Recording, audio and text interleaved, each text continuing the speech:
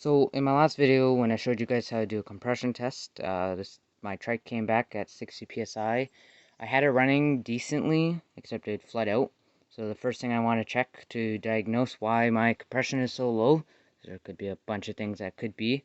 I'm going to check the valve timing and stuff like that, which is not super hard to do. I have to remove the recoil down here, and I have to remove the CDI unit.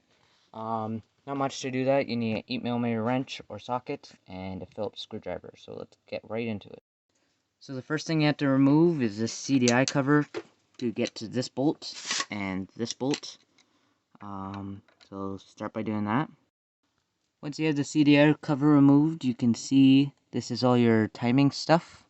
I'm not even going to bother touching that. It looks like I should be able just to remove these two bolts here, and that should make it so I could just pop this off and get to that timing chain and the camshaft and all that stuff that's up there. So let's do that next by removing these two bolts here. Okay, now I got those two bolts removed, so let's start by trying to see if this wiggles off somehow. Careful, there is an old gasket, it looks like, on here. Make sure you try not to rip that unless if you plan on changing that. So this thing seems to turn, which looks like it has set screws though. So let me see how this comes off, and I'll show you guys. Okay, so from what I could tell, it looks like this bolt here has to come off. Now when you're taking stuff apart, especially something like this seems to be attached to the camshaft. That's why it spins how it does. You always want to watch how it's coming off, because you do not want to take it apart and not remember how it goes back on, and then you have all these parts and you don't know where it goes. So since that's turning, it looks like I'm gonna have to pull this this recoil off first, which looks like it's just some 8mm bolts. Looks like 1, 2, 3, 4 of them. There might be another one in there, we'll see, and you might have to pull this off. But let's do that, and then I'll be right back here. Okay, once you got the recoil off, you're gonna want to take that Phillips screwdriver, or really just anything, jam it in there. Be careful, you don't want to damage everything in here super terribly. And then you should be able to, and then you use that basically to lock it, and you hold this while you go to turn this, because otherwise this just turns everything. So once you use this to lock it, then this should be able to pop loose. So once you get that loose by doing that technique I just showed you, you can pull this piece off. Watch how you took it off, just for the fact that you don't want to mix it up and everything. So yeah,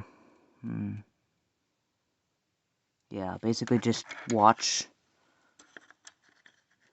which way it comes off, because the stuff in there also turns. But my goal is to try and remove this from the camshaft. So let me see how that let's see if this just pops off now. Yeah, it appears to just pop off, so watch out, and I'll be right back with you in just a second. Okay, once you have that off, you're able to access the chain here, which will tell you how, which will basically tell you where this timing is. So now you have the recoil off, that allows you to fine-tune, adjust. Hear that? That's something rubbing somewhere, which could even be the piston. I don't know if that showed up on camera. But I'm still going to check the timing. And maybe next video I'll show you a bore scope of the inside of this, if the timing's okay and I'm still having issues. I'm going to also end up adjusting the valves at some point. But next, we also need a flathead screwdriver to pop this one out. Careful, because I find these things strip decently easy, and once they're stripped, they're a giant pain. I find that it's so stupid that they use flathead for this, but once you get that off, and you can pause the video or whatever at any of these points, but once I get that off, I'll be back with. Okay, so I just got this thing loose, as you can see, but it was tight in there. So what I had to do was carefully make sure the screwdriver fits in there really well, and I hit the end of this with a hammer until it turned just a bit, and then I loosened it right up so I could pull it off.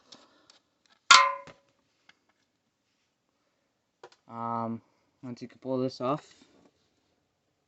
you look down in there, and there will be some timing stuff. Give me one moment while I get a flash. Okay, so I got a good light now. Watch out for this little ring. It just sits in there, and you don't want to lose that at all. So you can see in there, see that long thing? I believe that's the timing marks, that one right there. I don't actually see any other markings here. Looks like there might be a little one there. Basically, it looks like you just want that to be straight up and down. And you look at it from a top view like this, which this one looks to pretty much be there. So check the timing. See that dot on there?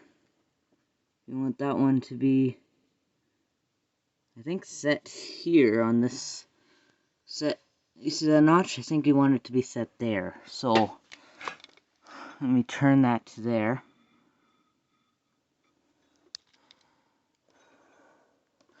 And we'll check this.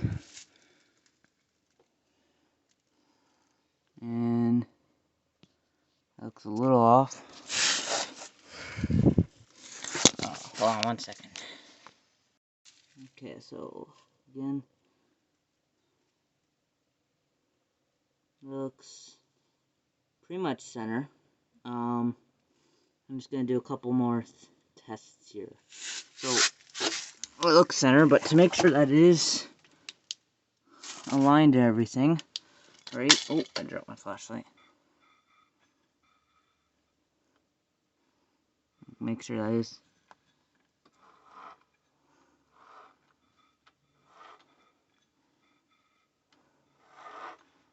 Top dead center. I'm gonna just feel the rotation of this.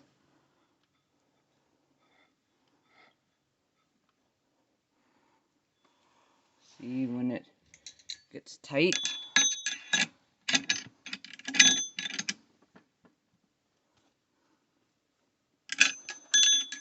So it got tight there. And I got loose. That usually means that you're at the top of your compression stroke and you just went down. Same with when it does that.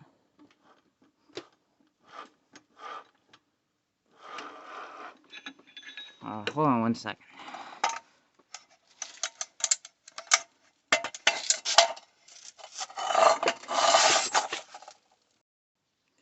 Okay, I did more investigating, and up here is, my timing is correct, but up here there are two marks that are lined up. But down in here, you know how I was showing you that a big thing there? Yeah, that is the mark that stays still. Back in there, you kind of see it's hard to see on camera, but you can see the flywheel. That's the actual where the actual timing mark is. It's just a light indent. Mine has, oh, mine is out of time. Hold on, but mine has a T on one side and an F on the other. I'm not sure if I line it up with the T. Like there's basically on the flywheel in there, you can't see it, but there's a F and a line with the circle on top and then a T. Okay, I just went inside and I did some research. There are 3 marks on there, like I was telling you. You want to line it up with the mark beside the T. So you're going to want to find that T, and then you want to line up that indicator right there, that big one, with the little line on there, which you can't see, that has a T beside it. Now mine looks like it's like a tooth off. So, and then to adjust that, you have to remove the tension, which I'm not sure how to do. I think it's underneath this little plug here. On some of the other Hondas, some of the newer ones, they have usually this is actually flipped, where the spark plug's here and the timing's on the other side, and there's literally just a tension thing there. So I'm gonna figure out how to release the tension on this, and I'll try and adjust that literally one tooth. And that should be good, if I need to. But yeah, and then once you're this far in, you adjust the timing, and then you literally just put it all back together again, just like you took it off. And then you fire it up, or you do a compression test again, and you see if it's good compression, then you fix it, and if it's still bad compression, then you should check your valves and your piston. You might need to rebuild your engine, which requires pulling everything apart, replacing the piston. Some people say just do the entire thing and go down into the crankcase and do down there, but if I rebuild this, I'm just going to do the top end rebuild. But yeah, that's how you check your timing on 83 200E trike. Thanks for watching. Give it a like if this helped. I know I wasn't the clearest, but hopefully in future videos I'll slowly learn more and I'll be able to do more and show you more clearly. And remember, always do your research. Don't just trust me. If you're doing this on a different Honda or something similar, again, the steps are usually pretty much the same. But Google it for your specific model, and if you can, resort to a to actual manual from your manufacturer for the specific thing. But yeah, see you maybe later. Bye.